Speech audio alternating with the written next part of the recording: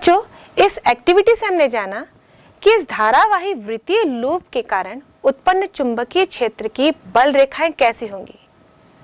इसके केंद्र में हम देखें तो ये बल रेखाएं आपके कागज तल के लंबवत अंदर की ओर होंगी यदि ये वृत्तीय लूप आपके कागज तल पर रखा गया होगा।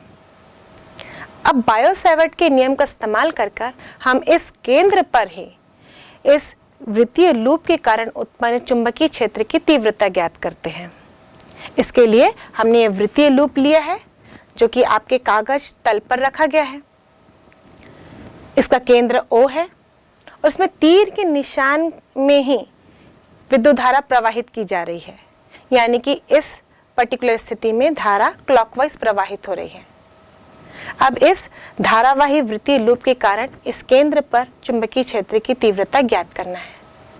अब इस वृत्तीय लूप में इस वृत्ताकार धारावाही चालक तार में हम एक धारा अवयव लेंगे जिसे यहाँ पर हमने AB से दर्शाया है। ये अल्प लंबाई का होगा जिसे हम DL से प्रदर्शित करते हैं। अब इसकी जो केंद्र बिंदु से दूरी होगी ये तो इस वृत्त की त्रिज्या ही होगी, इसलिए हम यहाँ पर ये अल्पांश से दूरी R ले रहे हैं। और हम जानते हैं कि वृत्त की त्रिज्या वृत्त की परिधि पर सदैव ही लंबवत होती है। ये अल्पांश एक सरल रेखा के रूप में होगी क्योंकि इसकी लंबाई बहुत ही कम है, तो ये इस वृत्त की त्रिज्या पर लंबवत होगी। इसीलिए इस अल्पांश DL और इस वृत्त की त्रिज्या के बीच का कोण 90 डिग्री होगा। अब बायो-सैवर्ट का नियम यहाँ पर इस्तेमाल करें तो इस अल्पांश DL के द्वारा इस केंद्र पर चुंबकीय क्षेत्र की तीव्रता का सूत्र होगा dB बराबर μ0/4 पाई IDL sin θ/r²।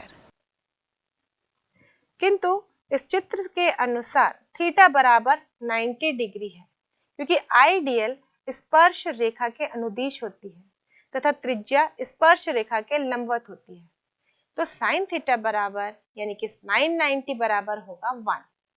समीकरण 1 में मान रखने पर हमें मिलेगा dB बराबर μ0/4 पाई IDL/r²। दाएं हाथ के नियम के अनुसार हमने देखा कि इस क्षेत्र की दिशा कागज तल के लंबवत अंदर की ओर होगी और इस वृत्ताकार लूप को इसी प्रकार के कई अवयवों में विभाजित कर सकते हैं और सभी अवयवों का केंद्र O पर चुंबकीय क्षेत्र की दिशा कागज तल के लंबवत नीचे की ओर ही होगी, अतः एक ही दिशा में होगी। इसलिए केंद्र O पर कुल चुंबकीय क्षेत्र की तीव्रता निकालने के लिए हम सभी अवयवों के चुंबकीय क्षेत्र की तीव्रता का योग करेंगे, यानी कि समाकलन करेंगे। तो B बराबर हो जाएगा समाकलन dB। अब dB का मान इस सूत्र में रख देते हैं, तो B बराबर होगा समाकलन μ0/4 पाई IDL/r²। यहाँ पर धारा I का मान नियत है, इस वृत्ताकार लूप की त्रिज्या भी नियत है, तो ये दोनों ही समाकलन से बाहर हो जाएंगे। तो हम लिख सकते हैं B बराबर μ0/4 पाई I/r² इंटीग्रेशन ऑफ dl। ऐसे ही वृत्त की परिधि पर छोटे छोटे dl को जोड़ते जाएं तो ये पूरी वृत्त की परिधि का निर्माण करते हैं। तो इंटीग्रेशन ऑफ dl बराबर होगा वृत्त की परिधि यानी कि 2 पाई r। तो हम लिख सकते हैं B बराबर μ0/4 पाई I/r² इंटू 2 पाई r। इसे हल करें तो r का मान न्यूमरेटर से और डिनोमिनेटर से कैंसिल हो जाएगा, तो हमें मिलेगा B बराबर μ0/4 पाई 2 पाई I/r। और इसे आगे हल करें तो B बराबर होगा μ0I/2r। यदि लूप के स्थान पर हम n फेरों वाली कुंडली लें तो यहाँ पर धारा का मान n गुना बढ़ जाएगा, तो चुंबकीय क्षेत्र का मान होगा B बराबर μ0 Ni/2r। तो इस प्रकार हमने इस धारावाही चालक वृत्तीय तार के कारण इसके केंद्र पर चुंबकीय क्षेत्र की तीव्रता ज्ञात की। और इसके सूत्र अनुसार हम देखें तो ये चुंबकीय क्षेत्र की तीव्रता निर्भर करती है इस कुंडली में फेरों की संख्या पर। मतलब यदि इस वृत्त में हम कई फेरे लेते हैं तार के, तो जितने ज़्यादा फेरे होंगे केंद्र पर चुंबकीय क्षेत्र की तीव्रता उतनी ही अधिक होगी, क्योंकि यहाँ पर B समानुपाती है N के। ये चुंबकीय क्षेत्र की तीव्रता निर्भर करती है इस तार में, इस वृत्तीय लूप में प्रवाहित होने वाली धारा के। जितनी अधिक धारा होगी कुंडली में, केंद्र में तीव्रता उतनी ही अधिक होगी। तो कई बार ऐसी स्थिति आती है कि हम किसी भी वृत्तीय लूप में धारा का मान नहीं बढ़ा सकते, क्योंकि अत्यधिक धारा का इस्तेमाल करना सुरक्षित नहीं होता। तो उस कंडीशन में हम धारा के मान को बढ़ाने के स्थान पर हम उस तार में फेरों की संख्या को बढ़ा देते हैं, क्योंकि फेरों की संख्या बढ़ाने से भी चुंबकीय क्षेत्र की तीव्रता का मान बढ़ाया जा सकता है। ये चुंबकीय क्षेत्र की तीव्रता निर्भर करती है इसकी त्रिज्या पर। इसकी त्रिज्या के साथ व्युत्क्रमानुपाती का संबंध है। इसका मतलब यदि ये जो वृत्तीय तार हमने लिया है इसकी त्रिज्या कम होगी तो इसके केंद्र पर चुंबकीय क्षेत्र की तीव्रता अधिक होगी, और त्रिज्या बढ़ा देते हैं, बड़ा वृत्तीय लूप लेते हैं तो केंद्र पर चुंबकीय क्षेत्र की तीव्रता कम होगी। साथ ही ये निर्भर करता है इस वृत्तीय तार के आसपास मौजूद माध्यम पर। हमने यहाँ पर μ0 लिखा है। μ0 तब लिखा जाता है जब यहाँ पर कोई माध्यम उपस्थित ना हो, वहाँ पर निर्वात हो। वैसे बात हम करते हैं निर्वात की, लेकिन जब हम पृथ्वी पर कार्य करते हैं, कोई भी परीक्षण करते हैं, तो उस समय यहाँ पर वायु तो मौजूद होता है। तो μ0 वायु या निर्वात के लिए इस्तेमाल किया जाता है। लेकिन वायु या निर्वात के स्थान पर कोई अन्य माध्यम हो तो वहाँ पर हम उस माध्यम की चुंबकशीलता लिखते हैं। तो ये चुंबकीय क्षेत्र की तीव्रता माध्यम की चुंबकशीलता के भी समानुपाती होती है। मतलब हम ऐसा माध्यम ले रहे हैं जिसकी चुंबकशीलता अधिक होगी, तो वहाँ पर केंद्र में चुंबकीय क्षेत्र की तीव्रता भी अधिक होगी। अब आइए इस पर आधारित हम एक अंकिक प्रश्न करते हैं।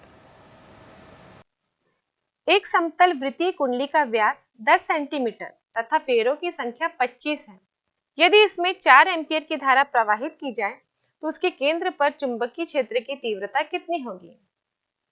प्रश्न में दिया गया है व्यास 10 सेंटीमीटर है, व्यास यानी कि त्रिज्या का डबल, तो हम लिख सकते हैं 2r बराबर 10 सेंटीमीटर, यानी कि यहाँ से r बराबर हो जाएगा 5 सेंटीमीटर, और यदि इसे मीटर में कन्वर्ट करें तो हम इसे 100 से भाग देंगे तो ये हो जाएगा 5 × 10⁻⁻2 मीटर।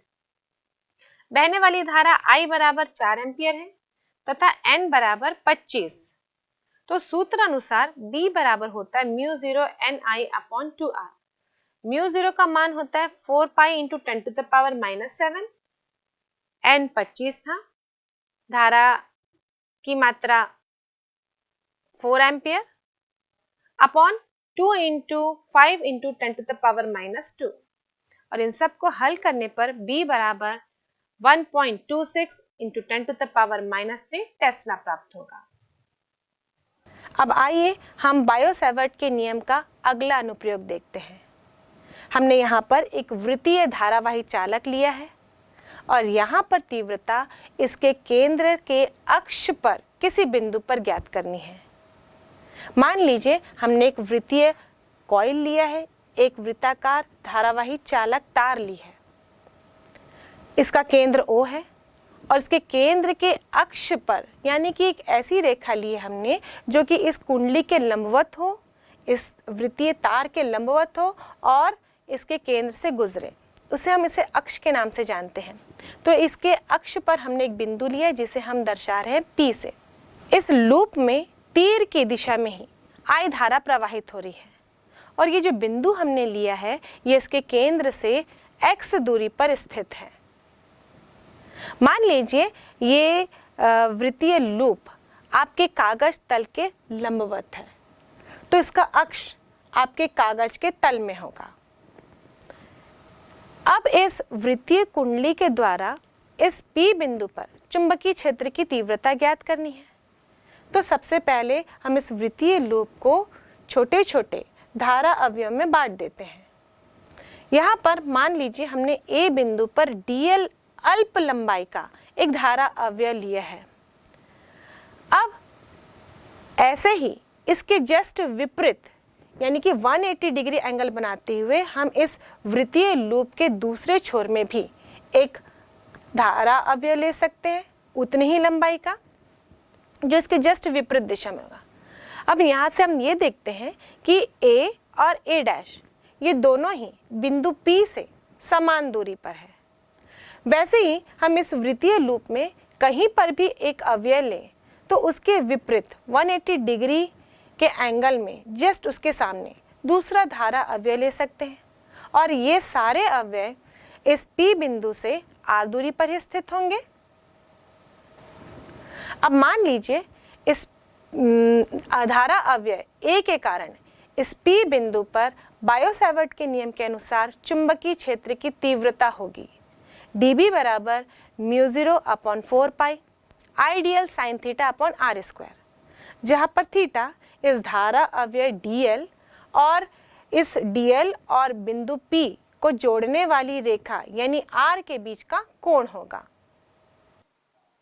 यहाँ जो थीटा हमने लिया है वो अवयव A और उसको बिंदु P से मिलाने वाली रेखा के बीच का कोण है, किंतु थीटा बराबर 90 डिग्री है, इसलिए साइन थीटा बराबर यानी कि साइन 90 बराबर 1 होगा और यह मान इस समीकरण में रखने पर हमें प्राप्त होगा dB बराबर μ0/4 पाई IDL अपॉन R स्क्वायर। अब इस चुंबकीय क्षेत्र की दिशा क्या होगी? इस क्षेत्र की दिशा अवयव A और उसको मिलाने वाली रेखा AP के सम्मिलित तल के लंबवत PQ दिशा के अनुदिश होगी, क्योंकि यहाँ पर हम किसी भी नियम का इस्तेमाल कर सकते हैं चुंबकीय क्षेत्र की दिशा ज्ञात करने के लिए, और हम जानते हैं कि चुंबकीय क्षेत्र की दिशा अवयव dl और उस अवयव से उस बिंदु तक को जोड़ने वाली रेखा इन दोनों ही तल के लंबवत होती है और इसे हमने यहाँ पर PQ से दर्शाया है। तो इस dB की दिशा PQ दिशा के अनुदिश होगी। मान लीजिए एंगल APO बराबर फाई है, PN लंबवत है OP के। यहाँ से हम देख सकते हैं एंगल NPQ बराबर फाई होगा। बिंदु P पर चुंबकीय क्षेत्र dB को दो घटकों में वियोजित किया जा सकता है, क्योंकि सभी सदिश राशि के दो घटक होते हैं। चूंकि dB भी एक सदिश राशि है, इसीलिए इसके दो घटक होंगे।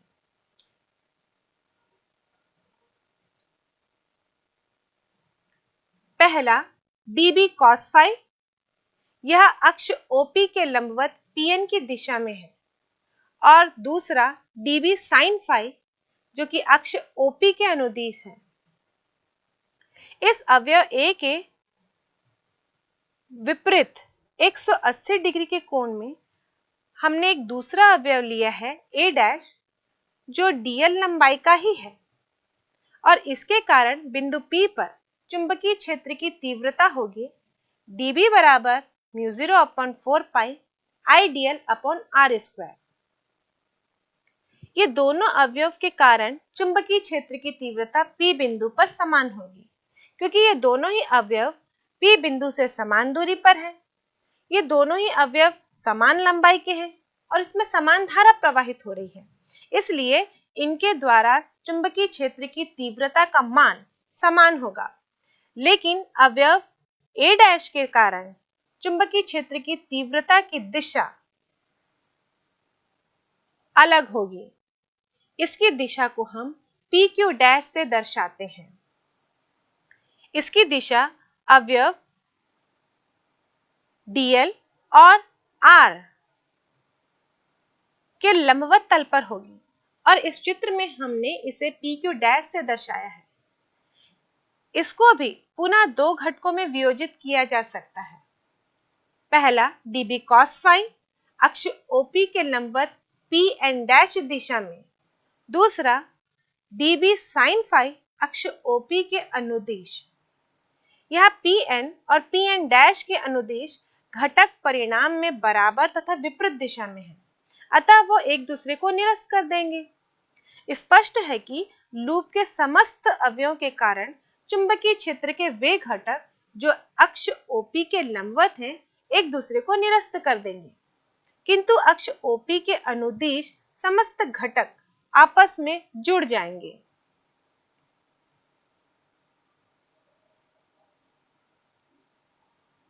क्योंकि ये सारे एक ही दिशा में हैं, अतः धारावाही वृत्ताकार लूप के अक्ष पर स्थित P बिंदु पर चुंबकीय क्षेत्र की तीव्रता केवल इसके साइन घटकों का ही योग होगी।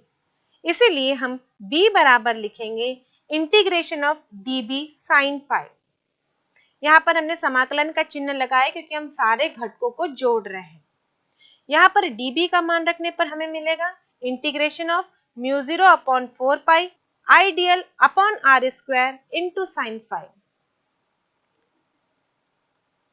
किंतु समकोण त्रिभुज AOP में साइन फाई बराबर होता है लंब बटे कर्ण, और यहाँ पर लंब है OA और कर्ण है AP, तो यहाँ लिखेंगे साइन फाई बराबर r अपॉन r, जहां OA बराबर r लूप की त्रिज्या है।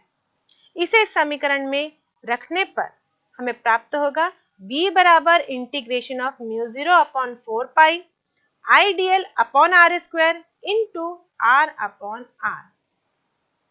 यहाँ पर देखें μ0 नियतांक है, बहने वाली धारा का मान भी नियत है, इस वृत्ताकार लूप की त्रिज्या नियत है और इस वृत्ताकार लूप से P बिंदु की दूरी भी नियत है। इसलिए हम इन सारे नियतांकों को इस समाकलन से बाहर कर देंगे और समाकलन के अंदर केवल होगा dl, और ऐसे अल्प अवयव को हम जोड़ते जाएंगे तो ये इस वृत्ताकार लूप की परिधि बनाते हैं। इसलिए इंटीग्रेशन dl बराबर 2 पाई r होगा, यानी वृत्ताकार लूप की परिधि। अतः B बराबर होगा μ0 I r upon 4 pi r cube into 2 pi r। यहाँ से इसको हल करने पर हमें प्राप्त होगा B बराबर μ0 I r square upon 2 r cube. अब समकोण त्रिभुज AOP में पाइथागोरस प्रमेय लगाने से r square plus r square plus x square, और यहाँ से r बराबर प्राप्त होगा r square plus x square whole to the power 1/2,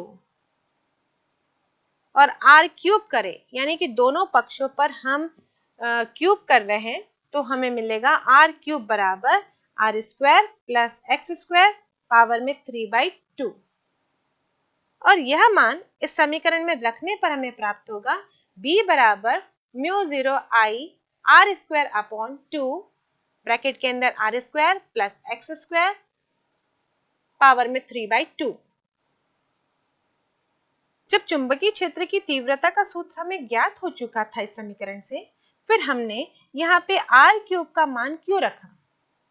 क्योंकि इस डेरिवेशन में हमें किसी भी धारावाही वृत्ताकार लूप के अक्ष पर चुंबकीय क्षेत्र की तीव्रता ज्ञात करनी थी, और इस समीकरण में μ0 I और r ये सारे नियतांक हैं, और ये जो स्मॉल r है इस P बिंदु तक की दूरी थी। इस P बिंदु की दूरी इस वृत्ताकार लूप के अक्ष पर इसके केंद्र से ज्ञात करना चाहते हैं, इसलिए हमने यहाँ पर पाइथागोरस का प्रमेय लगाकर स्मॉल r को x के टर्म में कन्वर्ट किया। अब यदि इस वृत्ताकार लूप में n फेरे हो, यानी कि ये लूप के स्थान पर n फेरों वाली कुंडली हो, तो उस समय B बराबर होगा μ0 ni r square upon 2 r square plus x square whole to the power 3/2। यदि वृत्ताकार कुंडली का केंद्र मूल बिंदु पर हो और इसका अक्ष x अक्ष के अनुदिश हो, तो हम वेक्टर फॉर्म में यानी कि सदिश रूप में सूत्र को लिख सकते हैं। सदिश B बराबर μ0 ni r square upon 2r² plus x² power में 3/2 i कैप, जहां पर i कैप x अक्ष के अनुदिश इकाई सदिश को दर्शाता है और यही धारावाही वृत्ताकार कुंडली के अक्ष पर स्थित किसी बिंदु पर चुंबकीय क्षेत्र का व्यंजक है। इसमें कुछ विशेष स्थितियां भी हैं। यदि बिंदु P वृत्त के केंद्र पर हो, यानी कि इस O और बिंदु P के बीच की दूरी 0 हो, तो हम लिख सकते हैं x बराबर 0 और उस कंडीशन में हमें प्राप्त होगा B बराबर μ0 ni r² अपॉन 2r³ और यहां से B बराबर होगा μ0 ni अपॉन 2r। और यह समीकरण बिल्कुल वैसा ही है जैसे हमने एक वृत्ताकार धारावाही लूप के केंद्र पर चुंबकीय क्षेत्र की तीव्रता ज्ञात करने के लिए निकाला था।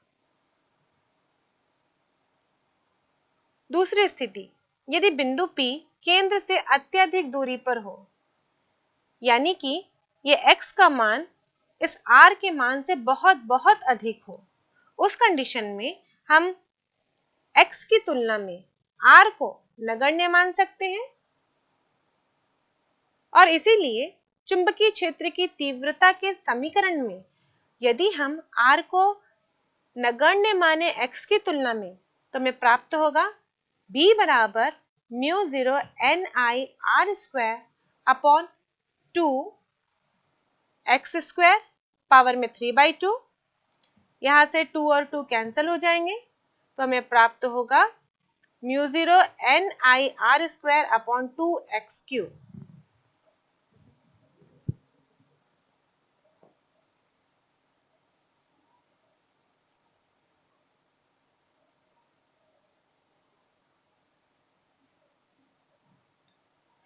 और जब हम दूरी के साथ चुंबकीय क्षेत्र में परिवर्तन का ग्राफ बनाते हैं तो ये ग्राफ कुछ इस प्रकार होता है।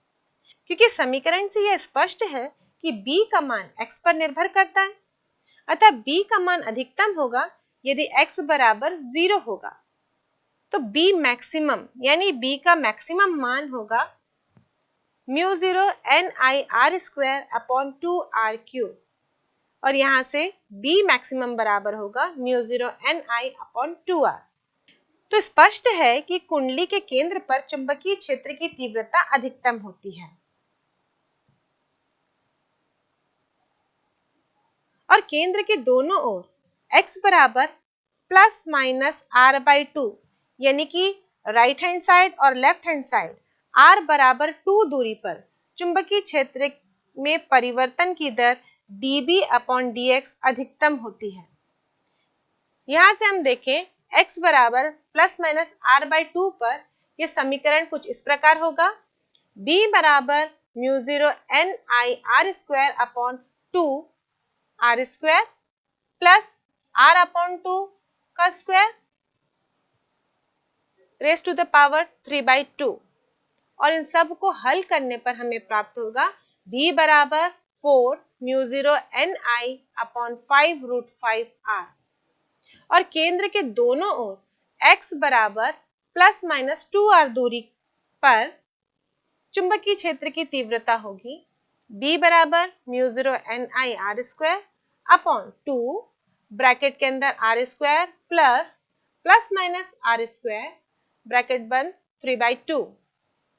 इन सब को हल करने पर हमें मिलेगा B बराबर μ0 ni अपॉन 4√2r और इन्हीं मानों को लेकर ग्राफ प्रदर्शित किया गया है और यह ग्राफ दिखने में कुछ ऐसा होगा। अब आइए इस सूत्र से जुड़ा हुआ हम एक अंकिक प्रश्न बनाते हैं। 10 सेंटीमीटर त्रिज्या की 100 कसकर लपेटे हुए फेरों की किसी एक ऐसी कुंडली पर विचार कीजिए जिससे 1 एम्पीयर विद्युत धारा प्रवाहित हो रही है। कुंडली के केंद्र पर चुंबकीय क्षेत्र का परिमाण क्या है? इस प्रश्न में दिया गया है r बराबर 10 सेंटीमीटर। तो सबसे पहले हम सेंटीमीटर को मीटर में कन्वर्ट करेंगे। 10 सेंटीमीटर बराबर 10 × 10⁻⁻² मीटर। फेरों की संख्या n बराबर 100 है और धारा का मान 1 एम्पियर है, तो B बराबर होगा mu 0 NI upon 2R। Mu 0 बराबर होगा 4 pi into 10 to the power -7 और हम बाकी मान इस फॉर्मूले पे रखेंगे तो हमें प्राप्त होगा B बराबर 2 pi into 10 to the power -4। इसे आगे हल करते हैं हम, पाई का मान हम 3.14 लेंगे तो ये हो जाएगा 2 into 3.14 into 10 to the power -4 और इसे सॉल्व करने पर हमें मिलेगा B बराबर 6.28 into 10 to the power -4 tesla. अब बच्चों हम चुंबकीय क्षेत्र से जुड़े हुए एम्पियर का परिपथीय नियम के बारे में चर्चा करते हैं। बच्चों इससे पहले जब हम विद्युत क्षेत्र की तीव्रता का अध्ययन कर रहे थे उसमें हमने गॉस का प्रमेय पढ़ा और जो महत्व गॉस के प्रमेय का विद्युत क्षेत्र में था वही महत्व एम्पियर के परिपथीय नियम का चुंबकीय क्षेत्र में है। गॉस का प्रमेय गॉसियन पृष्ठ पर ही लागू होता है, वैसे ही एम्पियर का प्रमेय एक एम्पियर लूप पर ही लागू होता है। जिस प्रकार गॉसीय पृष्ठ की हम केवल कल्पना मात्र करते हैं उसी प्रकार हम एम्पियर के भी परिपथ की यानी कि एम्पियर लूप की कल्पना मात्र करते हैं और उस लूप पर ही हम एम्पियर का परिपथीय नियम लागू कर सकते हैं। इस नियम की आवश्यकता हमें चुंबकीय क्षेत्र में क्यों पड़ती है, आइए इस एनिमेशन के जरिए समझते हैं। मान लीजिए यहाँ पर एक धारावाही चालक तार है और इसमें इस तीर के निशान की दिशा में धारा प्रवाहित हो रही है। हम जानते हैं कि किसी भी चालक तार में धारा प्रवाहित होगी तो उसके चारों ओर उस तार के लंबवत चुंबकीय क्षेत्र उत्पन्न हो जाएगा और यह चुंबकीय क्षेत्र समकेंद्रीय वृत्तों के रूप में होगा। मान लीजिए यह चुंबकीय क्षेत्र हम B से दर्शा रहे हैं। अब मान लीजिए हम इसी तल पर एक बंद परिपथ कंसीडर करते हैं, एक क्लोज्ड लूप लेते हैं। यह लूप इस प्रकार लिया गया है कि इसके प्रत्येक बिंदु पर चुंबकीय क्षेत्र की दिशा स्पर्श रेखीय रूप से कार्य कर रही है। मान लीजिए हमको इसी बंद लूप के लिए चुंबकीय क्षेत्र की तीव्रता ज्ञात करनी है, तो हम इस लूप पर एक छोटा सा अवयव dl लेंगे और इस dl अवयव पर चुंबकीय क्षेत्र की तीव्रता इस dl और चुंबकीय क्षेत्र B का गुणनफल होगा। और हमको इस बंद लूप के लिए यदि चुंबकीय क्षेत्र की तीव्रता ज्ञात करनी है तो ऐसे ही छोटे छोटे सेगमेंट्स या यूं कहें कि ऐसे ही अल्प dl का ये योग होगा और इसे कैलकुलेट करना इतना आसान नहीं है। और इसी समस्या का समाधान करने के लिए ही एम्पियर का परिपथीय नियम दिया गया। एम्पियर के परिपथीय नियम के अनुसार निर्वात में किसी बंद वक्र के चारों ओर चुंबकीय क्षेत्र का रेखीय समाकलन उस वक्र द्वारा घिरी कुल रेखा I का म्यू नॉट गुना होता है। क्योंकि यहाँ पर इस छोटे छोटे अवयवों के द्वारा चुंबकीय क्षेत्र को जोड़ना एक कठिन कार्य था, इसलिए यहाँ पर हमने समाकलन का सहायता लिया है और इसीलिए एम्पियर के परिपथीय नियम के अनुसार हम गणितीय रूप में लिख सकते हैं समाकलन क्लोज्ड लूप का B डॉट dl बराबर म्यू नॉट I, जहाँ म्यू नॉट निर्वात की चुंबकशीलता है और ये जो सिंबल दिख रहा है इंटीग्रेशन इस बंद परिपथ का, ये बंद वक्र के परितः समाकलन बताता है और I वक्र द्वारा घिरी गई धारा है। तो एम्पियर का परिपथीय नियम लागू करने के लिए जो हम लूप चुनते हैं उसका चयन किस प्रकार किया जाना चाहिए। इस लूप में कुछ विशेषताएं होती हैं, मतलब इस लूप का चयन ऐसा होना चाहिए कि इस पर B स्पर्श रेखीय हो तथा B यानी चुंबकीय क्षेत्र का मान यहाँ पर एक समान हो। ये जो हमने लूप लिया है उस पर B अभिलंबवत हो या फिर इस B का मान इस लूप पर 0 हो। अगर ये तीनों में से कोई एक भी क्राइटेरिया सेटिस्फाई हो रही है तो हम उसको फॉलो करते हुए एम्पियर के लूप का चयन कर लेते हैं। बिंदु P से गुजरने वाली चुंबकीय क्षेत्र रेखा वृत्ताकार होती है, अतः R त्रिज्या के वृत्त के चारों ओर B का रेखीय समाकलन integration of B dot dl यहाँ पर हमने क्लोज्ड लूप के लिए बनाया है क्योंकि ये जो एम्पियर का परिपथ हम लेते हैं वो एक बंद वक्र होता है, इसलिए हम समाकलन के ऊपर ये गोला लगाते हैं जो कि बंद वक्र को या बंद परिपथ को दर्शाता है। अब ये दो सदिश राशियां हैं b और dl, इनके बीच में डॉट प्रोडक्ट है, इसलिए हम यहां पर लिखेंगे b dl cos थीटा। यहां पर थीटा कोण है b और dl के बीच का, और b और dl के बीच का कोण इस स्थिति में 0 है, इसलिए हम यहां पर cos 0 लिखेंगे और cos 0 का मान होता है 1। तो हमें प्राप्त होगा इंटीग्रेशन ऑफ b dl।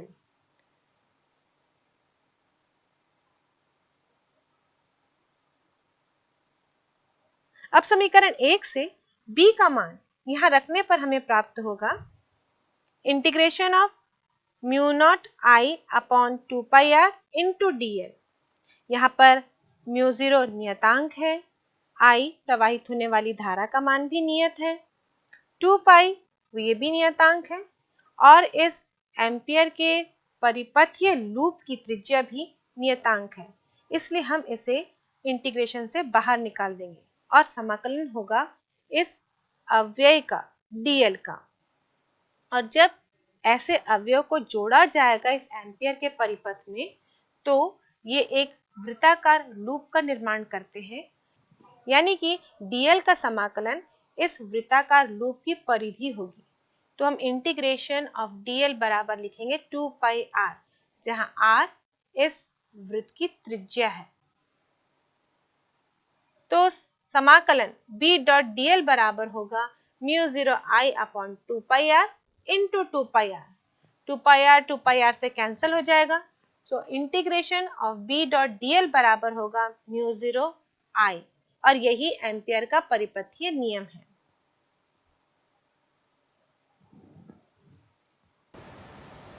तो आइए अब हम एम्पियर के परिपथीय नियम का अनुप्रयोग करके अलग अलग आकृति की चालक तार के लिए अलग अलग परिस्थिति में चुंबकीय क्षेत्र की तीव्रता ज्ञात करते हैं।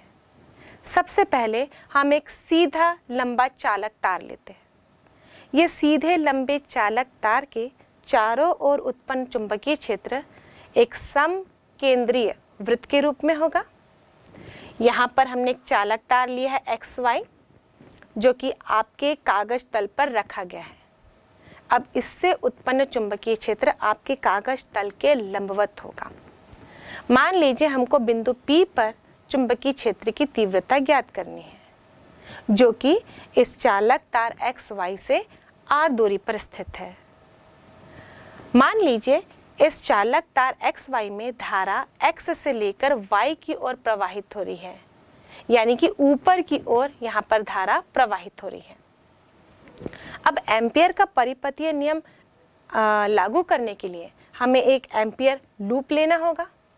तो हम ऐसा लूप चयनित करेंगे जो कि बिंदु P से भी गुजरे और यहाँ पर चुंबकीय क्षेत्र की तीव्रता भी एक समान हो।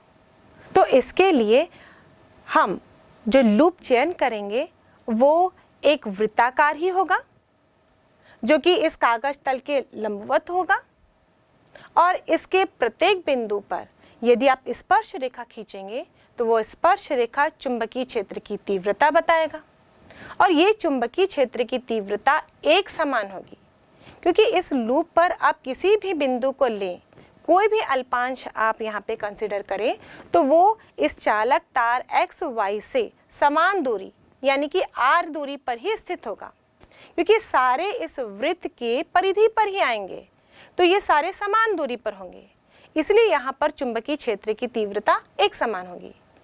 तो यहाँ पर हमने एम्पियर लूप लिया है जो कि वृत्ताकार है, जिसकी त्रिज्या r है। अब एम्पियर के परिपथीय नियम के अनुसार integration of b dot dl बराबर हो जाएगा म्यू नॉट i। इसे हम पहला समीकरण दे देते हैं। लेकिन यदि हम एम्पियर का परिपथीय नियम इस्तेमाल नहीं कर रहे होते, उस कंडीशन में b डॉट dl बराबर होता, यहाँ पे b और dl दोनों सदिश राशियां हैं। यहाँ हम देखें तो b की दिशा निकालेंगे तो एक स्पर्श रेखा डालेंगे। इस वृत्तीय लूप पर, और इस वृत्तीय लूप पर ये dl उसकी परिधि पर ही आएगा। तो B की दिशा और dl की दिशा दोनों एक ही होंगी, यानी कि हम यूं कह सकते हैं B और dl के बीच का कोण 0 होगा, दोनों एक ही दिशा में होंगे। चूंकि इन दोनों सदिशों के बीच में डॉट प्रोडक्ट है, हम लिख सकते हैं B dl cos theta. Theta B और dl के बीच का कोण है जो कि 0 है इस स्थिति में, और cos 0 का मान होता है 1, तो हम लिखेंगे integration of B dot dl।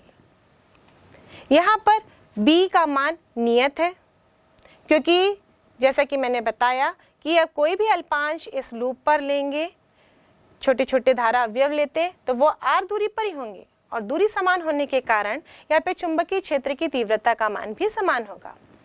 इसलिए इंटीग्रेशन के बाहर कर देंगे हम B को, क्योंकि ये एक नियत राशि है। इंटीग्रेशन हो जाएगा केवल dl का, और से छोटे छोटे धारा अवयव को हम पूरी वृत्त की परिधि पर जोड़ें तो हमको मिलेगी वृत्त की परिधि। तो B इंटीग्रेशन ऑफ dl हमको मिलेगा B 2 पाई r। इसे हम समीकरण 2 देते हैं। समीकरण 1 और 2 दोनों से हम देखें तो हम इसको लिख सकते हैं B 2 पाई r बराबर म्यू नॉट I। यहाँ से B बराबर होगा mu naught I upon 2 pi r। ये किसी भी धारावाही सीधे लंबे चालक तार के लिए चुंबकीय क्षेत्र की तीव्रता ज्ञात करने का सूत्र है, और यही सूत्र हमको बायट सावर्ट लॉ से भी प्राप्त हुआ था। तो बच्चों, ऐसा क्वेश्चन एग्जाम में आता है कि किसी भी लंबे सीधे चालक तार, धारावाही तार के कारण किसी बिंदु पर चुंबकीय क्षेत्र की तीव्रता ज्ञात कीजिए। तो यदि वहाँ पे केवल ज्ञात कीजिए दिया रहता है तो आप दोनों मेथड से इसको सॉल्व कर सकते हैं, लेकिन पर्टिकुलरली ये दिया गया होगा कि बायो सावर्ट के नियम से सॉल्व करना है तो आप उस मेथड से करिए, और एम्पियर के परिपथीय नियम से सॉल्व करना है तो आप इस मेथड से सॉल्व कीजिए। वैसे हमने देखा कि जब हम एम्पियर का परिपथीय नियम लागू करते हैं तो ये डेरिवेशन और भी आसान हो जाता है। अब हम एम्पियर के परिपथीय नियम का अगला अनुप्रयोग देखते हैं। इसकी सहायता से हम किसी परिनालिका के अंदर चुंबकीय क्षेत्र की तीव्रता ज्ञात करेंगे। अभी परिनालिका क्या होती है बच्चों? जब हम एक तांबे की तार को एक वृत्ताकार रूप में बार बार लपेटें तो वो एक कुंडली का निर्माण करते हैं। ये वृत्ताकार कुंडली होती है, लेकिन यदि इसी तार को हम लपेटते हुए आगे की ओर खींचते जाएं तो एक स्प्रिंग लाइक स्ट्रक्चर बन जाता है, और इसी स्प्रिंग लाइक स्ट्रक्चर को हम हेलिकल स्ट्रक्चर या फिर कुंडलिनी आकार कहते हैं, और ये परिनालिका कहलाती है। एक्चुअली परिनालिका बनाने के लिए हम कोई विद्युत रोधी पदार्थ लेते हैं जो कि बेलनाकार होता है, जैसे कि चीनी मिट्टी या एस्बेस्टस, और इस पर ही हम तांबे के विद्युत रोधी तार को लपेटते जाते हैं, और लपेटते हुए जो स्ट्रक्चर बन जाता है वो सोलेनॉइड कहलाता है। ये जो सोलेनॉइड है ये एक नियंत्रित चुंबकीय क्षेत्र उत्पन्न करने के लिए उपयोग में लाया जाता है, और इसकी सहायता से इलेक्ट्रोमैग्नेट्स बनाए जाते हैं, या यूं कहें कि धारावाही सोलेनॉइड एक इलेक्ट्रोमैग्नेट की तरह ही काम करता है। यदि इस परिनालिका के अंदर इसके क्रोड में हम कोई आयरन का टुकड़ा रख दें या चुंबकीय पदार्थ डाल दें, तो जैसे ही हम इस सोलेनॉइड में धारा को प्रवाहित करेंगे, इस सोलेनॉइड में धारा के प्रवाह से चुंबकीय क्षेत्र उत्पन्न होगा, और उस चुंबकीय क्षेत्र के प्रभाव से जो इसके अंदर लोहे का टुकड़ा है वो भी चुंबक की तरह व्यवहार करने लगेगा जब तक उस सोलेनॉइड में धारा प्रवाहित हो रही है। और जैसे ही हम धारा का प्रवाह बंद कर देंगे, ये वापस लोहे का टुकड़ा बन जाता है। और इस प्रकार हम देखें तो सोलेनॉइड एक आर्टिफिशियल चुंबक बनाने के काम आता है, जिसका प्रभाव तब तक ही रहता है जब तक सोलेनॉइड में धारा प्रवाहित हो रही है। जब हम सोलेनॉइड में बहुत ही स्ट्रॉन्ग धारा प्रवाहित करते हैं तो कभी कभी उसके अंदर रखा हुआ लोहे का टुकड़ा परमानेंटली मैग्नेट की तरह काम करने लगता है, और इस प्रकार हम यहाँ पर परमानेंट मैग्नेट बनाने के लिए भी सोलेनॉइड का इस्तेमाल करते हैं। तो सोलेनॉइड की सहायता से टेम्पररी और परमानेंट दोनों प्रकार के मैग्नेट्स बनाए जा सकते हैं। अब ये सोलेनॉइड जब तक इसमें धारा प्रवाहित होती है, मैंने कहा ये चुंबक की तरह कार्य करता है। तो इसका चुंबकीय क्षेत्र कैसा होगा? आइए हम इसको एक एनिमेशन से समझने की कोशिश करते हैं। हमने एक वृत्ताकार कुंडली के लिए चुंबकीय क्षेत्र देखा था और हमने जाना कि वृत्ताकार कुंडली के चारों तरफ जो चुंबकीय क्षेत्र रहता है वो कॉन्सेंट्रिक रिंग्स के रूप में होता है, सम केंद्रीय वृत्तों के रूप में। और सेंटर में देखें तो ये चुंबकीय बल रेखाएं समांतर हो जाती हैं। यदि ऐसा ही एक और वृत्ताकार रूप में इसके सामने रख दूं तो ये जो कॉन्सेंट्रिक रिंग्स हैं इनके फेरे के पास वो अपनी आकृति को परिवर्तित करने लगते हैं और ऐसे ही कई वृत्ताकार लूप हम लाइन से रखते जाएं एक दूसरे के समांतर, तो ये चुंबकीय बल रेखाएं एक दूसरे को प्रभावित करती हैं और इनकी आकृति बदल जाती है।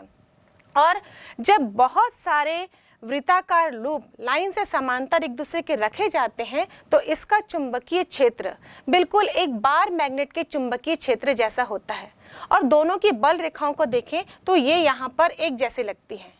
जबकि हमने वृत्ताकार कुंडली के लिए देखा था तो वो बार मैग्नेट से रिजेंबल कर रही थी, पर बार मैग्नेट जैसे नहीं थी, क्योंकि उसके चारों तरफ जो चुंबकीय क्षेत्र उत्पन्न हो रहा था वो समकेंद्री वृत्तों के रूप में था। जबकि बार मैग्नेट से जो उत्पन्न चुंबकीय बल रेखाएं वो दीर्घवृत्त यानी कि एलिप्टिकल आकार की होती हैं।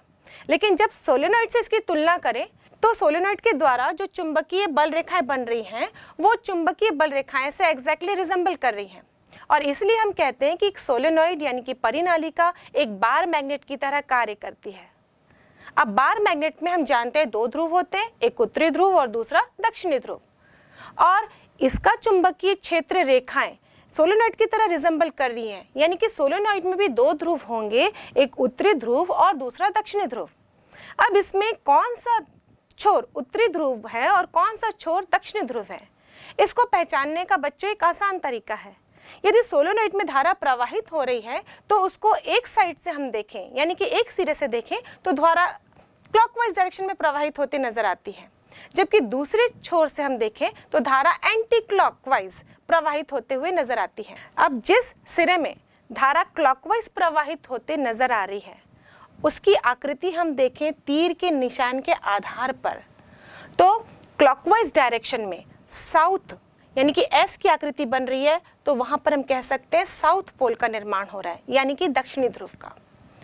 और जिस सिरे में धारा एंटी क्लॉकवाइज प्रवाहित होते नजर आ रही है तो हम यहाँ पर इस आकृति को तीर के निशान के आधार पर बनाएं तो एन आकृति बनती है। यहाँ पर एंटी क्लॉकवाइज धारा प्रवाहित होने से उत्तरी ध्रुव का निर्माण होता है। तो इस प्रकार परिनालिका के भी दो ध्रुव होते हैं, उत्तरी ध्रुव और दक्षिणी ध्रुव, और इसीलिए इसका जो चुंबकीय क्षेत्र है वो बिल्कुल बार मैग्नेट की तरह रिजेंबल करता है। अब यहाँ हम देखें तो इस परिनालिका के अंदर जो चुंबकीय बल रेखाएं हैं वो एक दूसरे के समांतर हैं, यानी इसके अंदर चुंबकीय क्षेत्र एक समान होगा और तीव्र भी होगा, क्योंकि हम देख रहे हैं कि चुंबकीय बल रेखाएं एक दूसरे के समांतर है और पास पास है, तो ये चुंबकीय क्षेत्र तीव्र भी होगा। जबकि परिनालिका के बाहर देखें तो चुंबकीय बल रेखाएं दूर दूर है, मतलब यहाँ पर चुंबकीय क्षेत्र की तीव्रता कम होगी और धीरे धीरे हम जैसे ही परिनालिका से दूर जाते जाएं तो इसकी तीव्रता शून्य होते जाती है। बच्चों, एक आदर्श परिनालिका में उसकी जो त्रिज्या है यानी उसकी जो फेरों की मोटाई है, या यूं कहे उसके एक फेरे की जो त्रिज्या है वो उसकी लंबाई की तुलना में बहुत कम होनी चाहिए। मतलब परिनालिका लंबी अधिक होती है और पतली कम होती है। इसीलिए उसके अंदर जब चुंबकीय क्षेत्र देखें तो वो एक समान रहेगा, क्योंकि बल रेखाएं समांतर हो जाएंगी। उसके बाहर यदि हम चुंबकीय क्षेत्र देखें तो बहुत कम होता है और उसे हम नगण्य मान सकते हैं, और इसीलिए परिनालिका के बाहर चुंबकीय क्षेत्र शून्य लिया जाता है। तो यहाँ पर हमने एक आदर्श परिनालिका ली है। इस परिनालिका में n फेरे हैं और जब इसमें से धारा प्रवाहित की जाएगी तो ये परिनालिका विद्युत चुंबक की तरह कार्य करेगी। बच्चों, परिनालिका के एक हिस्से पर मैंने गोले के अंदर क्रॉस का निशान डाला है और दूसरे इसके सिरे पर हमने गोले के अंदर डॉट का निशान डाला है। जैसे कि मैंने आपको पहले भी बताया था, यदि गोले के अंदर क्रॉस बना है मतलब उस जगह पर चुंबकीय बल रेखा अंदर की ओर होंगी उस तल के लंबवत, तो यहाँ बोर्ड के तल के लंबवत अंदर की ओर है और जहां पर गोले में बिंदु का निशान है वहां पे चुंबकीय बल रेखाएं बाहर की ओर होंगी उस तल के लंबवत। तो इस प्रकार यदि हम इस चित्र से देखें और परिनालिका से धारा प्रवाहित हो रही है तो एक हिस्से में इस परिनालिका के धारा इस तल के लंबवत अंदर जाती हुई नजर आएंगी और दूसरे तल से ये लंबवत बाहर की ओर आती हुई नजर आएंगी और इस प्रकार का चित्र हमको प्राप्त होगा और इसके बीच में चुंबकीय क्षेत्र रेखाएं समांतर होंगी। अब हमको एम्पियर के परिपथीय नियम का अनुप्रयोग करके यहाँ पर चुंबकीय क्षेत्र की तीव्रता ज्ञात करनी है। तो इसके लिए सबसे पहले हमें एम्पियर लूप का चयन करना पड़ेगा और एम्पियर लूप का यदि हम चयन करते हैं तो यहाँ पर किसी भी आकृति का बंद लूप या बंद परिपथ हम नहीं लेते हैं। एम्पियर लूप का चयन करते समय हमें 3 मुख्य बातों को ध्यान में रखना होता है जिसके बारे में चर्चा मैंने पहले भी की है और उसके आधार पर यदि हम यहाँ पर एम्पियर लूप का चयन करें तो ये सर्कुलर नहीं होगा, क्योंकि यदि सर्कुलर लेंगे हम तो यहाँ पर चुंबकीय क्षेत्र इस पर स्पर्श रेखीय नहीं होगा। इसलिए यहाँ पर जो एम्पियर लूप का चयन किया जाएगा वो आयताकार लूप होगा और इस प्रकार हमने ABCD एक आयताकार लूप लिया है। इस आयताकार लूप में हम देखें 2 भुजाएं समांतर होती हैं, तो एक भुजा इस परिनालिका के अंदर आ रही है और एक भुजा परिनालिका के बाहर, जबकि 2 लंबवत भुजाएं यहाँ पर इस परिनालिका के लंबवत होगी। अब हमको इस परिनालिका के कारण चुंबकीय क्षेत्र की तीव्रता ज्ञात करना है। तो इस एम्पियर लूप में हम एक एक भुजाओं की सहायता से चुंबकीय क्षेत्र ज्ञात करेंगे और सभी भुजाओं को हम जोड़ देंगे। जैसे कि एम्पियर का परिपथीय नियम कहता है integration of B dot dl, तो यहाँ पर हम इंटीग्रेशन B डॉट dl निकालेंगे, लेकिन इस पूरे बंद परिपथ का एक साथ नहीं बल्कि इसे टुकड़ों में ज्ञात करेंगे। प्रत्येक भुजाओं का हम सेपरेट ज्ञात करेंगे, AB, BC, CD और DA। और इस प्रकार हम इस फॉर्मूले को इस तरह से सेपरेटली लिख सकते हैं। इस एम्पियर का परिपथ जो कि आयताकार रूप में है, ABCD के चारों ओर चुंबकीय क्षेत्र B का रेखीय समाकलन यानी कि integration of B dot dl बराबर, इसे हम 4 भागों में लेंगे क्योंकि आयताकार के 4 भुजाएं हैं। तो हम लिखेंगे समाकलन A से B B dot dl plus समाकलन B से C B dot dl plus समाकलन C से D B dot dl plus समाकलन D से A B डॉट dl। मतलब हमने इस बंद आयताकार परिपथ का कुल समाकलन किया है, इसकी प्रत्येक भुजाओं के रेखीय समाकलन को जोड़ दिया है। अब समाकलन A से B B डॉट dl बराबर होगा A से B B dot dl cos 0, क्योंकि यहाँ पर चुंबकीय क्षेत्र की दिशा इस AB के अनुदिश ही है, इसलिए इन दोनों के बीच का कोण 0 होगा। cos 0 का मान 1 होता है, तो समाकलन A to B B dot dl होगा। B को हम समाकलन से बाहर निकाल देंगे। समाकलन A से B dl। अब जब इस अवयव को हम A से B जोड़ते जाएंगे तो इस आयताकार की भुजा AB का मान हमें प्राप्त होगा और इसका मान x है। तो हम समाकलन A से B dl बराबर लिखेंगे x, जहां x भुजा AB की लंबाई है। अब हम अगला समाकलन B से C B डॉट dl निकालते हैं, यानी कि भुजा BC के अलोंग हम चुंबकीय क्षेत्र का रेखीय समाकलन ज्ञात करेंगे। यहाँ पर हम देखें चुंबकीय क्षेत्र B और इस अवयव dl के बीच का कोण 90 डिग्री है। ये दोनों एक दूसरे पर लंबवत हैं और cos 90 का मान होता है 0, इसलिए यहाँ पर इंटीग्रेशन B से C B डॉट dl बराबर हो जाएगा 0। अब अगला समाकलन, समाकलन C से D B डॉट dl। इस स्थिति में हम देखें तो जो भुजा CD है वो परिनालिका के बाहर है और हम जानते हैं परिनालिका के बाहर चुंबकीय क्षेत्र की तीव्रता का मान 0 होता है। तो जब हम B बराबर 0 लिखेंगे तो यह समाकलन भी 0 हो जाएगा। इसलिए समाकलन C से D B डॉट dl बराबर 0 होगा। अब अगला समाकलन, समाकलन D से A B डॉट dl। यहाँ पर हम देखें कि भुजा AD चुंबकीय क्षेत्र B के लंबवत है, तो यहाँ पर भी इन दोनों के बीच का कोण 90 डिग्री होगा और cos 90 बराबर 0 होता है, तो यह समाकलन भी 0 हो जाएगा। और ये सारे समाकलन का मान समीकरण में रखने पर हमें मिलेगा इंटीग्रेशन बंद परिपथ बंद लूप के लिए B डॉट dl बराबर bx प्लस 0 प्लस 0 प्लस 0 यानी कि bx। अब हम यहाँ पर एम्पियर का परिपथीय नियम लगाते हैं।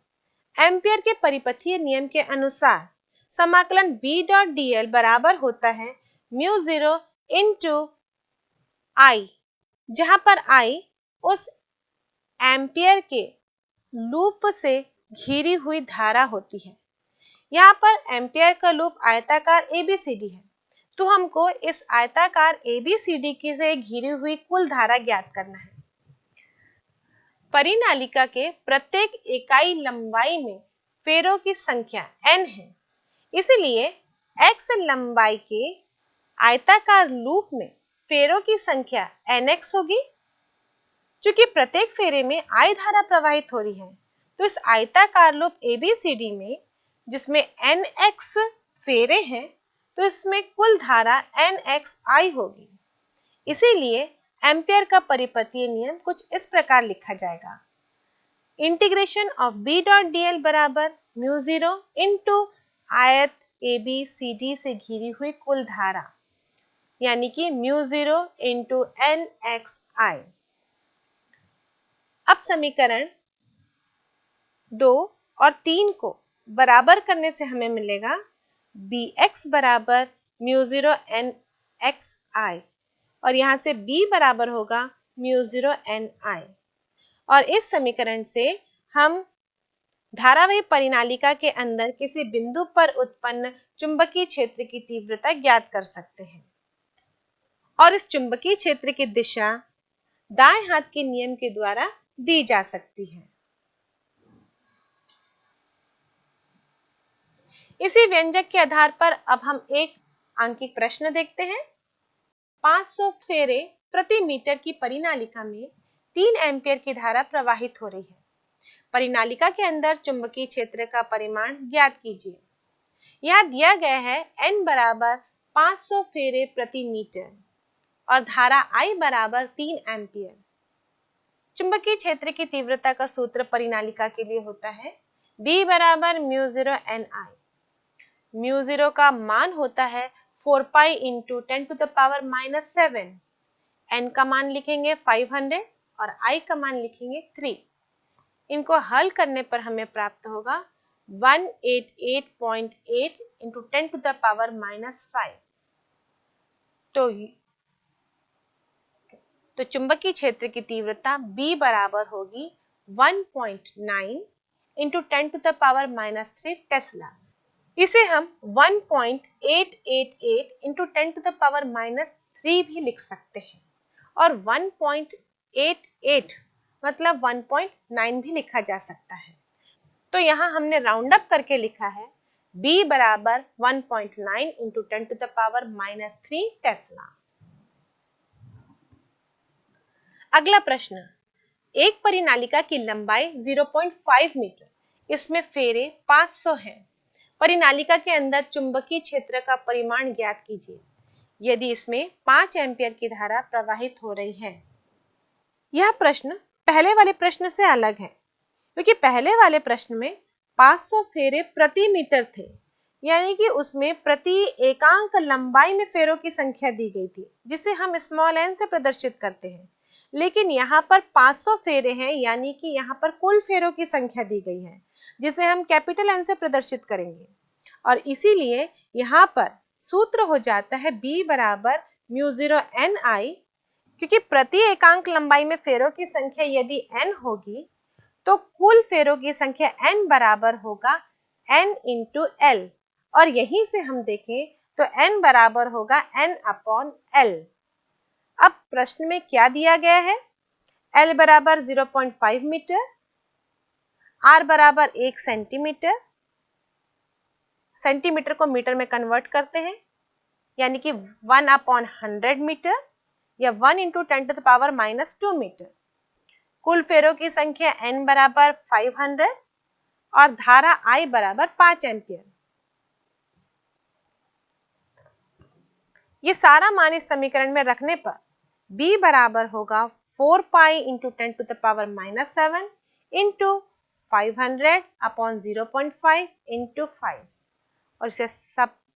और इन सब को हल करने पर हमें मिलेगा 6.28 इंटू 10⁻³ टेस्ला।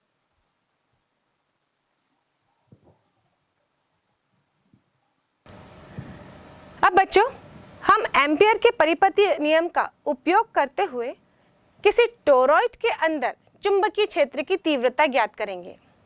अब ये टोरॉइड क्या होता है? हमने सोलेनॉइड को जाना। सोलेनॉइड यानी कि परिनालिका, तांबे की विद्युत रोधी तार के कई फेरे होते हैं जो कि हेलिकल स्ट्रक्चर के रूप में यानी कि स्प्रिंग के जैसे बनाए जाते हैं। अब इसी सोलेनॉइड को पकड़कर यदि इसके दोनों छोरों को हम वृत्ताकार देते हुए जोड़ दें तो जो आकृति प्राप्त होती है इसे हम टोरॉइड कहते हैं। और जब हम इस सोलेनॉइड के दोनों छोरों को मिलाने की कोशिश करते हैं, इस सोलेनॉइड का एक छोर उत्तरी ध्रुव की तरह कार्य करता है और दूसरा छोर दक्षिणी ध्रुव की तरह कार्य करता है, और इसमें से जो बल रेखाएं निकलती हैं उसका तो हमने पहले भी डिस्कशन किया है। अब जैसे ही इसको हम वृत्ताकार रूप में मोड़ने की कोशिश करते हैं, देखिए इसके चुंबकीय बल रेखाओं में किस प्रकार परिवर्तन होता जा रहा है। और जब हम इन दोनों छोरों को मिलाने की कोशिश करते हैं तो इस टोरॉइड के बाहर चुंबकीय बल रेखाएं समाप्त हो जा रही हैं, केवल टोरॉइड के अंदर ही चुंबकीय बल रेखाएं नजर आ रही हैं। और ये चुंबकीय बल रेखाएं समकेंद्री वृत्त के रूप में हैं, जिसका केंद्र इस टोरॉइड का केंद्र ही होगा। और यहाँ पर देख रहे हैं कि ये चुंबकीय बल रेखाएं एक दूसरे के समांतर हैं। ये वक्राकार तो है, वृत्त के रूप में है, पर एक दूसरे के समांतर हैं और इनका घनत्व भी अधिक है। तो टोरॉइड के अंदर चुंबकीय क्षेत्र की तीव्रता एक समान होती है और अधिक होती है, जबकि टोरॉइड के बाहर चुंबकीय क्षेत्र की तीव्रता हम 0 लेते हैं। यदि हम टोरॉइड का चुंबकीय क्षेत्र देखना चाहें तो हम इसे लोहे के चूर्ण द्वारा भी बना सकते हैं। यदि हम टोरॉइड के ऊपर लोहे का चूर्ण डालते हैं और उसके बाद उसको ठोकते हैं तो हम देखेंगे कि लोहे का चूर्ण बाहर पर तो कोई असर नहीं हो रहा है, लेकिन टोरॉइड के अंदर समकेंद्री वृत्तों के रूप में अरेंज हो जा रहा है। यानी कि टोरॉइड के भीतर ही केवल चुंबकीय क्षेत्र रहता है। यदि टोरॉइड के अंदर के भाग को देखें या टोरॉइड के बाहर के भाग को देखें तो वहाँ चुंबकीय क्षेत्र की तीव्रता 0 होती है। एक आदर्श टोरॉइड जब हम कंसीडर करते हैं तो उसकी त्रिज्या, मतलब जब गोल बनाने के बाद उसको वृत्ताकार शेप में लेने के बाद उसकी त्रिज्या होगी वो बहुत अधिक होती है उसकी मोटाई की तुलना में, और इसीलिए ही उसके अंदर चुंबकीय क्षेत्र एक समान होता है, और जबकि उसके बाहर दोनों ओर, चाहे हम गोले के अंदर लें या चाहे गोले के बाहर लें, यहाँ पर चुंबकीय क्षेत्र की तीव्रता 0 ली जाती है। अब इस टोरॉइड के कारण यदि चुंबकीय क्षेत्र की तीव्रता ज्ञात करनी है एम्पियर के नियम का उपयोग करके, तो सबसे पहले हमें एम्पियर लूप का चयन करना पड़ेगा। अब यहाँ पर देखते हैं एम्पियर लूप कैसा बनेगा। हम टोरॉइड के अंदर किसी बिंदु पर चुंबकीय क्षेत्र की तीव्रता ज्ञात करना चाहते हैं, तो एम्पियर लूप का चयन करने के लिए हम वही 3 विशेष बातों का ध्यान रखेंगे, और इस कंडीशन में एम्पियर लूप एक वृत्ताकार मार्ग ही होगा, वृत्ताकार लूप ही होगा, और इसकी त्रिज्या हम इसी केंद्र से ही लेंगे। और यहाँ पर हम देखें तो ये एम्पियर का लूप इस चुंबकीय बल रेखाओं के समांतर ही होगा। इसके अंदर चुंबकीय बल रेखाएं भी वृत्त के रूप में हैं और ये एम्पियर भी वृत्त के रूप में ही है। यानी यूं कहें कि ये जो एम्पियर लूप है इस टोरॉइड के अंदर जैसे चुंबकीय क्षेत्र है बिल्कुल वैसा ही होगा। इस वृत्त के लिए B और dl एक दूसरे के समांतर होंगे, इसीलिए integration of B dot dl बराबर होगा integration B dl cos theta. यहाँ B और dl एक दूसरे के समांतर हैं, इसलिए थीटा बराबर 0 होगा। तो हम यहाँ पर लिखेंगे इंटीग्रेशन B dl cos 0। हम इंटीग्रेशन साइन के ऊपर एक गोला डालते हैं, इसका मतलब होता है कि यह समाकलन बंद परिपथ के लिए है, यानी कि बंद वक्र के लिए है। cos 0 का मान 1 होता है, तो इंटीग्रेशन बंद लूप के लिए B dl।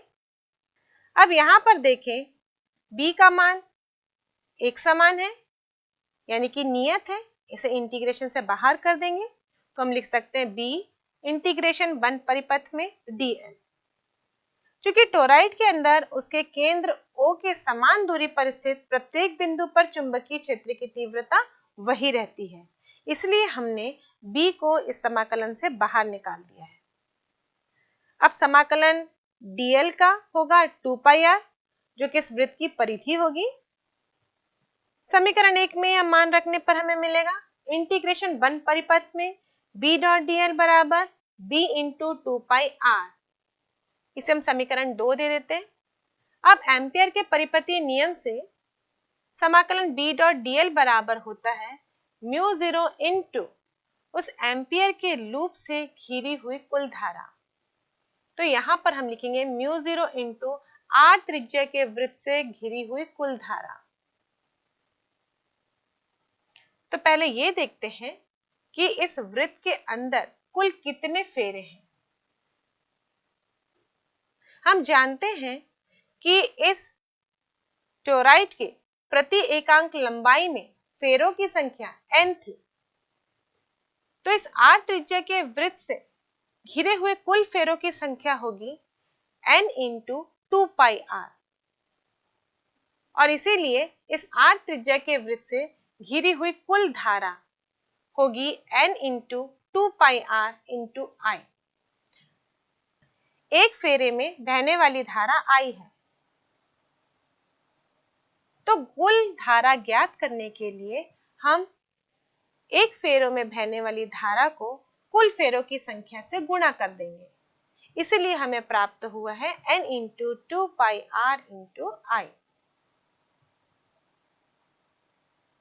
इसे हम समीकरण 3 दे देते हैं। समीकरण 2 और समीकरण 3 इन दोनों के लेफ्ट हैंड साइड बराबर है, तो राइट हैंड साइड भी बराबर होंगे, इसलिए हम लिखेंगे b into 2 pi r equal to mu 0 into n into 2 pi r into I। 2 pi r दोनों पक्षों से कैंसिल करने पर हमें मिलेगा b बराबर म्यू 0 n I।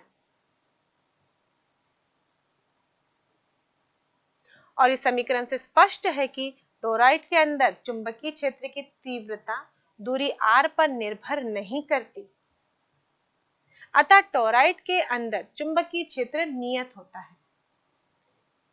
यदि टोरॉइड की माध्य त्रिज्या r तथा उसमें कुल फेरों की संख्या n हो, तो कुल फेरों की संख्या n बराबर होगी प्रति एकांक लंबाई में फेरों की संख्या इंटू 2 पाई r, इसलिए हम n बराबर लिख सकते हैं n अपॉन 2 पाई r, और यह मान समीकरण 4 में रखने पर हमें मिलेगा b बराबर mu 0 n I upon 2 pi r। अब हम टोरॉइड के बाहर चुंबकीय क्षेत्र की तीव्रता ज्ञात करते हैं। मान लीजिए टोरॉइड के बाहर बिंदु Q है जिस पर चुंबकीय क्षेत्र ज्ञात करना है। बिंदु O को केंद्र मानकर R1 त्रिज्या का एक वृत्त खींचे जो Q से होकर गुजरता है। यह वृत्त एम्पियर लूप की तरह कार्य करेगा। हमने जाना था बच्चों कि जब हम एम्पियर लूप चुनते हैं तो कुछ बातों का ध्यान रखते हैं।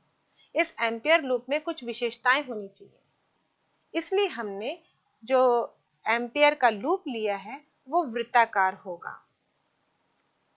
इस लूप के अंदर कागज तल के बाहर निकलती हुई विद्युत धारा कागज तल के भीतर जाती हुई विद्युत धारा के द्वारा निरस्त कर दी जाती है। अतः इस लूप से घिरी हुई विद्युत धारा शून्य होगी। इस लूप के अंदर कागज तल से बाहर निकलती हुई विद्युत धारा कागज तल के भीतर जाती हुई विद्युत धारा के द्वारा निरस्त कर दी जाती है। अतः इस लूप से घिरी विद्युत धारा शून्य होगी।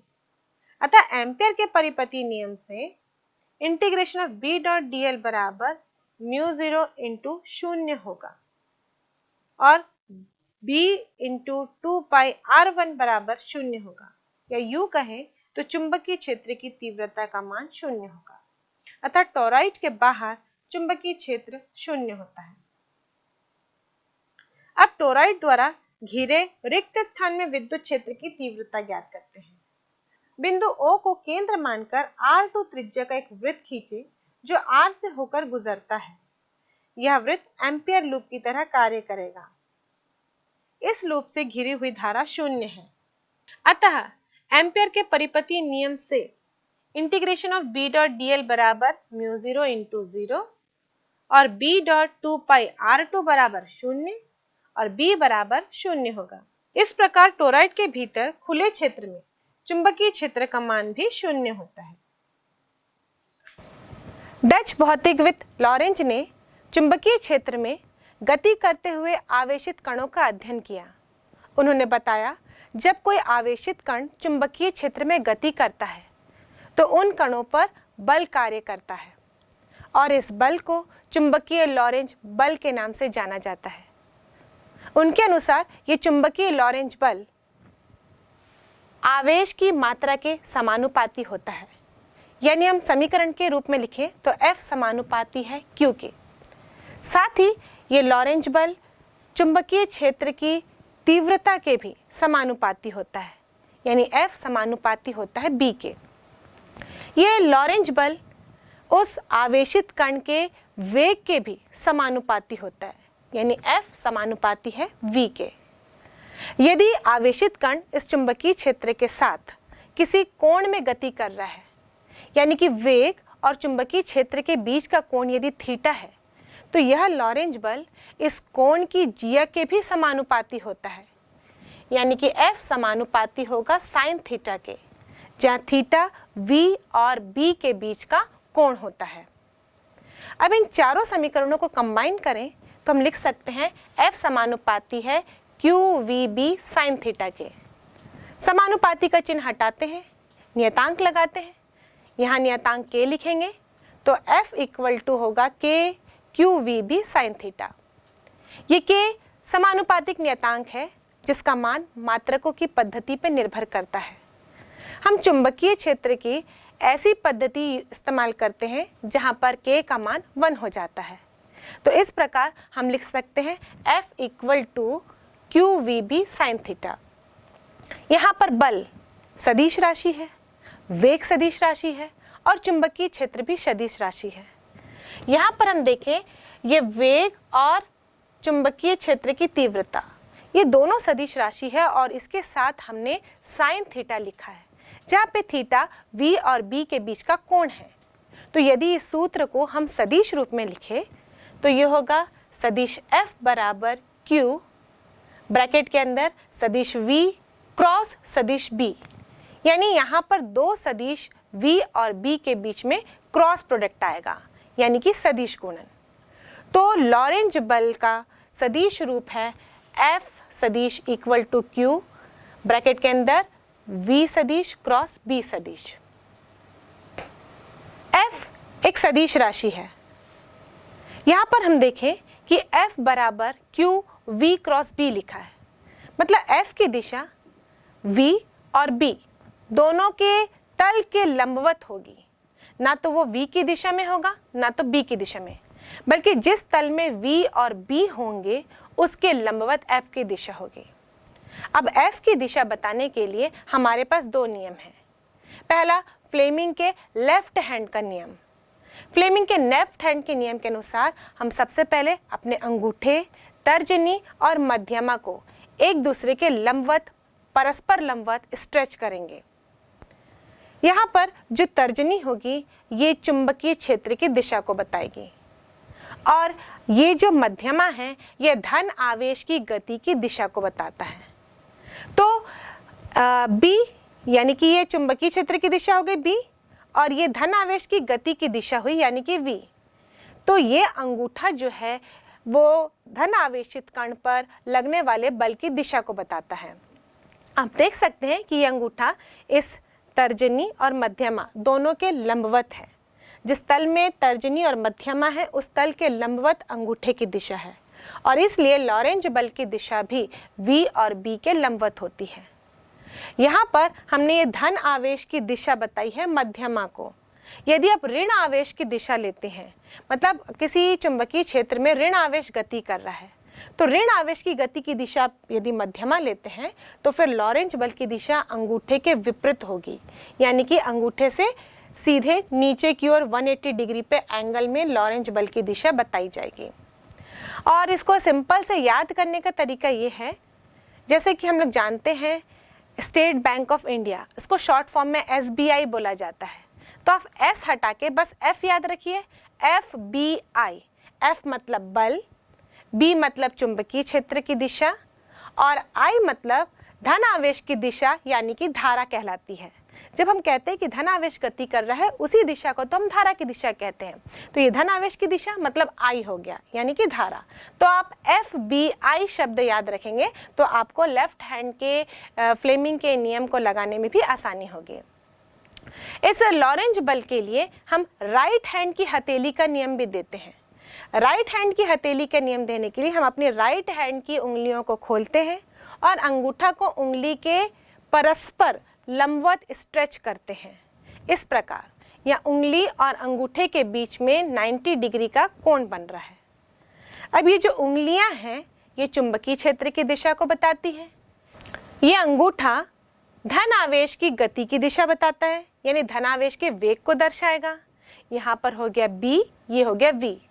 अब लॉरेंज बल की दिशा इस हथेली के लंबवत होगी। आप यहाँ पर यदि इस हथेली पर कोई लंब इमेजिन करते हैं तो वो लंब चुंबकीय लॉरेंज बल की दिशा को बताता है। तो इस प्रकार लॉरेंज बल की दिशा को हम इन दोनों में से किसी भी नियम की सहायता से बता सकते हैं। अब इस लॉरेंज बल के सूत्र अनुसार हम विभिन्न स्थितियां देखते हैं। पहली स्थिति, जब V बराबर 0 हो। V आवेश का वेग है। यदि आवेश का वेग 0 है इसका मतलब विराम अवस्था में है आवेश। यदि चुंबकीय क्षेत्र में कोई आवेश विराम अवस्था में हो तो सूत्र अनुसार देखें, F बराबर QVB साइन थीटा। V को 0 लिया, 0 से किसी भी राशि को गुणा करोगे तो वो 0 ही मिलेगा, तो यहाँ से F बराबर भी 0 हो जाएगा। यानी कि कोई आवेश विराम अवस्था में चुंबकीय क्षेत्र में रखा हो तो उस पर कोई लॉरेंज बल कार्य नहीं करता। अब दूसरी स्थिति देखते हैं। यहाँ पर हमने थीटा बराबर 0 या 180 डिग्री लिया है। थीटा बराबर 0 या 180 का मतलब है कि आवेश चुंबकीय क्षेत्र के समांतर गति कर रहा है, या तो उसकी दिशा के अनुदिश होगा या तो उसकी दिशा के विपरीत होगा। दोनों स्थिति में हम देखें तो आवेश चुंबकीय क्षेत्र के समांतर गति कर रहा है। यदि आवेश चुंबकीय क्षेत्र के समांतर गति कर रहा है तो सूत्र अनुसार देखें, F बराबर QVB साइन थीटा।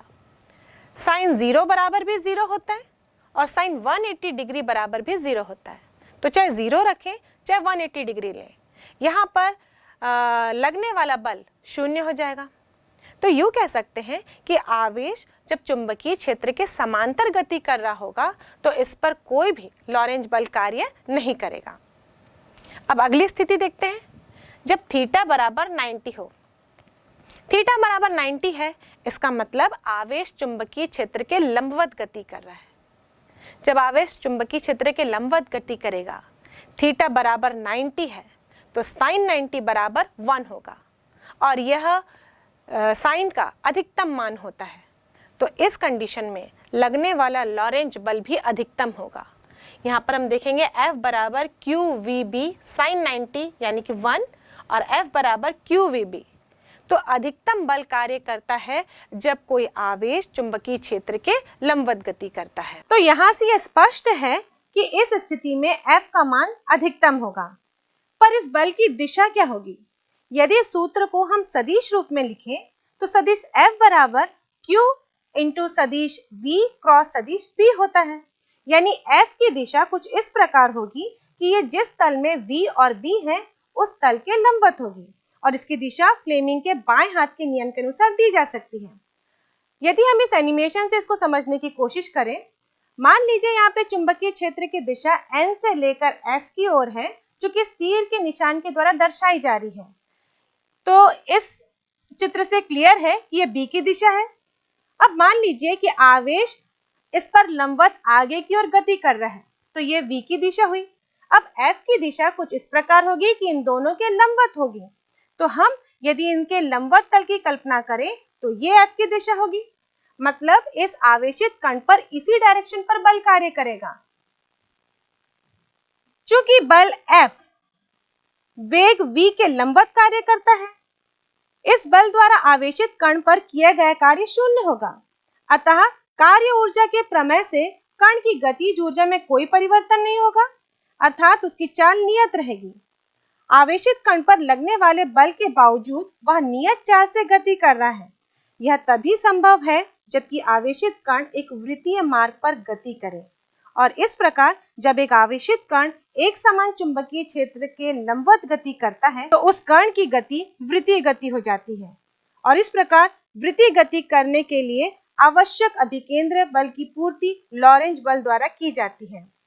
मान लीजिए आवेशित कण का द्रव्यमान m है तथा वह r त्रिज्या के वृत्तीय मार्ग में गति करता है, तब चुंबकीय लॉरेंज बल बराबर अभिकेंद्र बल होगा। और चुंबकीय लॉरेंज बल का फॉर्मूला हमने देखा QVB साइन थीटा होता है, और यहाँ थीटा का मान 90 है और साइन 90 बराबर 1 होता है, तो हम लिखेंगे QVB और अभिकेंद्र बल का मान होगा mv स्क्वायर अपॉन r। तो इस सूत्र से हम देखें तो r बराबर होगा mv अपॉन QB, और यहाँ से हम देखें m इंटू v यानी कि द्रव्यमान और वेग का गुणनफल संवेग के बराबर होता है, तो हम लिख सकते हैं r बराबर p अपॉन QB। और इस समीकरण से हम देखें इस वृत्तीय मार्ग की त्रिज्या इस कण के संवेग पर निर्भर करती है, या यूं कह सकते हैं वृत्तीय मार्ग की त्रिज्या कण के संवेग के समानुपाती होती है। अब अगली स्थिति जहां पर आवेश चुंबकीय क्षेत्र के साथ कोई कोण बनाते हुए गति कर रहा है, यानी यहाँ पर V और B के बीच में कोई कोण है, मान लीजिए वो कोण थीटा लेते हैं। उस कंडीशन में जैसे ही ये चुंबकीय क्षेत्र में प्रवेश करेगा तो V सदिश यानी वेग सदिश को दो घटकों में बांटा जा सकता है। यहाँ पर इस वेग सदिश के दो घटक होंगे, एक कॉस घटक और दूसरा साइन घटक। कॉस घटक इस चुंबकीय क्षेत्र के अनुदिश होगा। जब ये चुंबकीय क्षेत्र के अनुदिश होगा तो इस घटक के कारण इस आवेश पर लगने वाले बल का मान शून्य होगा। अब दूसरा घटक है साइन घटक यानी कि v साइन थीटा, जो कि चुंबकीय क्षेत्र के लंबवत होगा। अब यह साइन घटक इस आवेश में अधिकतम लॉरेंज बल उत्पन्न करेगा, और हम जानते हैं कि अधिकतम लॉरेंज बल के कारण उस आवेशित कण का मार्ग वृत्तीय होगा। लेकिन पहले वाले घटक v cos थीटा के कारण लगने वाला बल शून्य था, यानी लगने वाला बल शून्य होगा तो उस वेग में कोई परिवर्तन नहीं होगा, यानी v cos घटक एज इट इज रहेगा और वो कण को आगे की तरफ खींचने का कोशिश करेगा, वो भी चुंबकीय क्षेत्र B के अनुदिश, और जो दूसरा बल है वो उसको वृत्तीय मार्ग में घुमा रहा है। अब एक बल क्षैतिज दिशा में चुंबकीय क्षेत्र के अनुदिश खींच रहा है और दूसरा बल उसे उसी चुंबकीय क्षेत्र के लंबवत वृत्तीय पथ पे घुमाने का प्रयास कर रहा है। अब इन दोनों बल का परिणामी ऐसा होगा, उस आवेश का जो रास्ता होगा वो वृत्ताकार ना होके हेलिकल हो जाएगा, यानी कि कुंडलिनी आकार का हो जाएगा, वो वृत्तीय गति करते करते आगे की ओर बढ़ेगा। तो इस प्रकार की कुंडलिनी पथ यानी कि हेलिकल पाथ उस आवेश की प्राप्त होगी और इस कुंडलिनी का अक्ष चुंबकीय क्षेत्र के समांतर होगा। अब मान लीजिए कोई आवेश विद्युत क्षेत्र और चुंबकीय क्षेत्र में रखा गया है। इस आवेश पर विद्युत क्षेत्र के कारण भी बल कार्य करेगा और चुंबकीय क्षेत्र के कारण भी बल कार्य करेगा। इन दोनों के कंबाइन इफेक्ट को यानी कि विद्युत बल और चुंबकीय बल दोनों को एक साथ लिखें तो वो कहलाता है लॉरेंज बल। विद्युत क्षेत्र में किसी आवेश पर लगने वाला विद्युत बल होता है F = QE, जहाँ E विद्युत क्षेत्र की तीव्रता होती है और यह बल आवेश की वेग पर निर्भर नहीं करता। इस सूत्र में हम देख रहे हैं कि केवल वो आवेश की मात्रा और विद्युत क्षेत्र की तीव्रता पर निर्भर कर रहा है, यानी कि आवेश स्थिर भी होगा तो भी उसमें बल कार्य करेगा। जबकि चुंबकीय बल इस आवेश पर लगने वाला F भी बराबर होगा QV × B, यानी कि ये बल आवेश के वेग पर भी निर्भर करता है। अब इन दोनों बलों को यदि हम एक साथ लिखें तो वो कहलाता है लॉरेंज बल।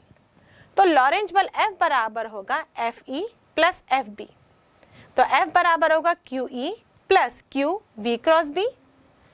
यहाँ Q कॉमन लेने पर हमें मिलेगा F बराबर Q ब्रैकेट के अंदर E + V × B और ये समीकरण लॉरेंज बल को दर्शाता है, जो कि किसी आवेश पर विद्युत और चुंबकीय क्षेत्र में रखे जाने पर लगता है।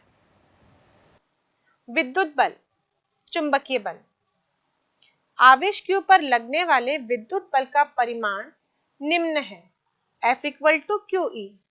आवेश Q पर लगने वाले चुंबकीय बल का परिमाण निम्न है। F = QVB sin θ। विद्युत बल का मान आवेशित कण के वेग पर निर्भर नहीं करता। चुंबकीय बल का मान आवेशित कण के वेग के परिमाण तथा दिशा दोनों पर निर्भर करता है। स्थिर आवेशित कण पर भी विद्युत बल लगता है। स्थिर आवेशित कण पर चुंबकीय बल नहीं लगता।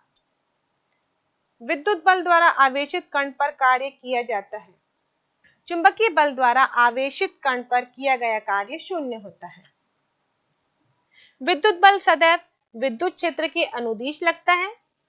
चुंबकीय बल सदैव चुंबकीय क्षेत्र के लंबवत लगता है। विद्युत क्षेत्र में लंबवत प्रवेश करने पर आवेशित कण का मार्ग परवलयाकार होता है। चुंबकीय क्षेत्र में लंबवत प्रवेश करने पर आवेशित कण का मार्ग वृत्ताकार होता है।